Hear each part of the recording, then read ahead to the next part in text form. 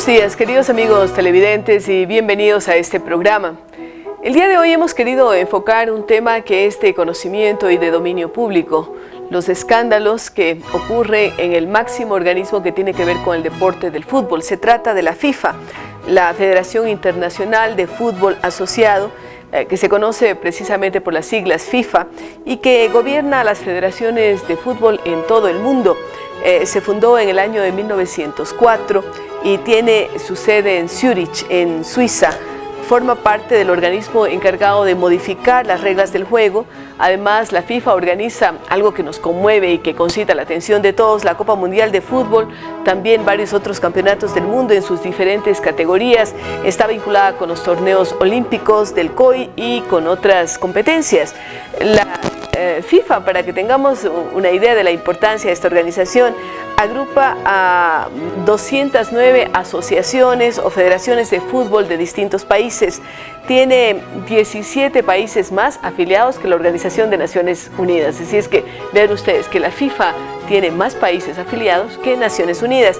Pero para hablar sobre estos temas hemos querido buscar a expertos, y por supuesto entre estos expertos están las personas dedicadas a trabajar en las noticias deportivas, en lo que tiene que ver con el fútbol, con la locución, etcétera. Y por eso tenemos la presencia aquí de Soledad Rodríguez, quien, siendo mujer, porque la verdad es que no hay muchas locutoras, muchas periodistas deportivas, ha venido desarrollando una amplia trayectoria en Cable Deporte, en Radio Pichincha Universal. Bienvenida a este programa, Soledad. ¿Qué nos dice usted? Primero, ¿por qué se dedicó al tema de la locución deportiva, a trabajar en el periodismo deportivo? Un gusto y muchísimas gracias por la invitación de antemano, doctora. No, en realidad es algo que me apasionó desde muy joven. Muchos dicen que es un tema heredado. Mi papá fue entrenador de fútbol femenino, mi mamá fue jugadora de fútbol femenino, y claro, ahí se conocieron. Fue toda una historia media idílica, media... linda, ¿no? Sí, media de cuentos de hadas en realidad. Yo nací viendo el fútbol, disfrutando del fútbol, en una familia que iba todos los domingos al estadio. Entonces de a poco me fui introduciendo en eso. De pronto podía verse saturado, pero no fue así, ¿no? Al contrario, me apasioné tanto que ya no puedo dejarlo. Entonces sí. ¿Pero practicó el deporte también? Sí, practico, me gusta jugar fútbol. No lo hago de manera constante en ligas, por ejemplo, barriales, ni mucho menos, pero sí practico el deporte. Y ahora, ligada desde hace 11 años a esto, en el tema de... ¿Le gusta? Me encanta. ¿Tuvo algunas dificultades por ser mujer en este mundo un poco machista? Sí las hay al principio, claro que las hay, porque hay estereotipos. Porque cuéntenos, ¿alguna anécdota tiene? Es que se considera siempre, usted va a una cancha de fútbol y consideran que la chica que llega es porque va a buscar a un futbolista. Porque o está de porrista casi, ¿no? Claro, sí, porque va a buscar a alguien tal vez que le llame la atención. Entonces al principio sí eran esos encuentros de algunos jugadores, claro, te doy la entrevista pero en un café a solas, y yo le decía, no, muchas gracias, porque hay que saber marcar el límite. Si uno no lo marca desde el principio es más complicado. Pero ahora se han acostumbrado ya. Sí, ahora gracias a Dios, y ahora la credibilidad tenemos, el respeto, y es lo más importante para seguir. Bueno, ¿qué opinas de todos estos escándalos, la renuncia de Blatter, todo lo que ha pasado en relación a la FIFA en estos últimos días y meses? Una renuncia que uno le puede decir, por cierto, acerca de Joseph Blatter, que tira de un hilo, ¿no? Es decir, es una dimisión. Al momento no ha renunciado, sigue siendo el presidente de la Federación Internacional de Fútbol Asociado. Y él habla de la convocatoria. Habla de la convocatoria, y ya citó para este Congreso Extraordinario, porque no se pueden dar elecciones sin antes un Congreso Extraordinario y sin antes que pasen 3 meses desde la elección.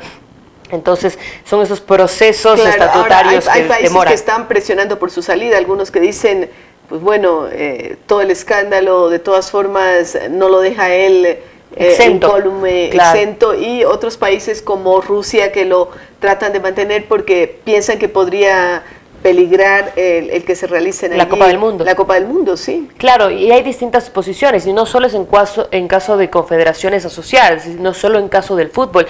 Y el Parlamento Europeo se pronunció al respecto de que tenía que dimitir o salir inmediatamente, convocar elecciones Joseph Blatter, y es que ha sido un escándalo de dimensiones, claro, de dimensiones muy grandes. Ahora, Soledad, siempre se ha pensado que el deporte es algo limpio, sano, Sin embargo, estamos expuestos a este tipo de escándalos, a que hay mucho dinero en juego, precisamente por ser un deporte que atrae a multitudes.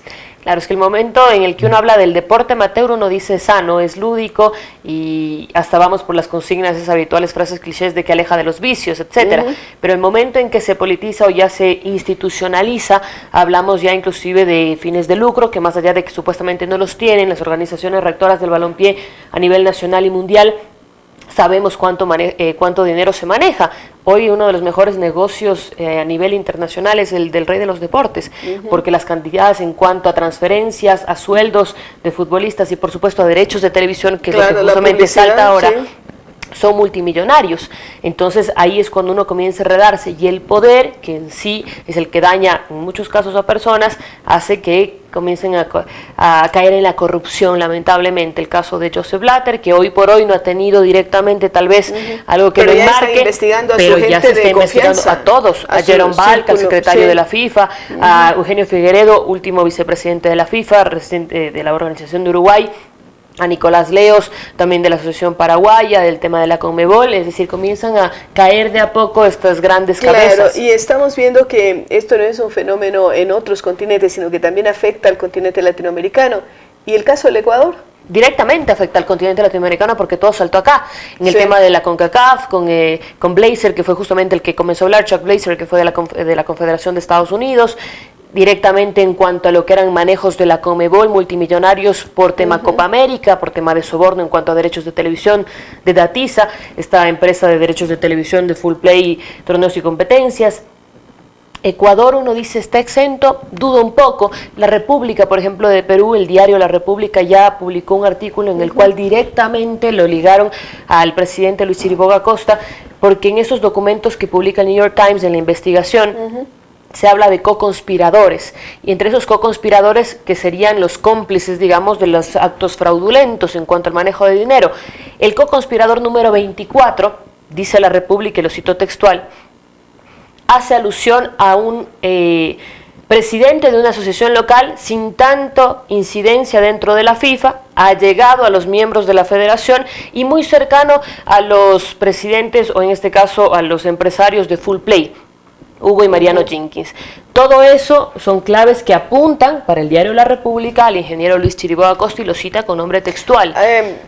¿Quedará todo esto en simples denuncias? ¿Irá a más?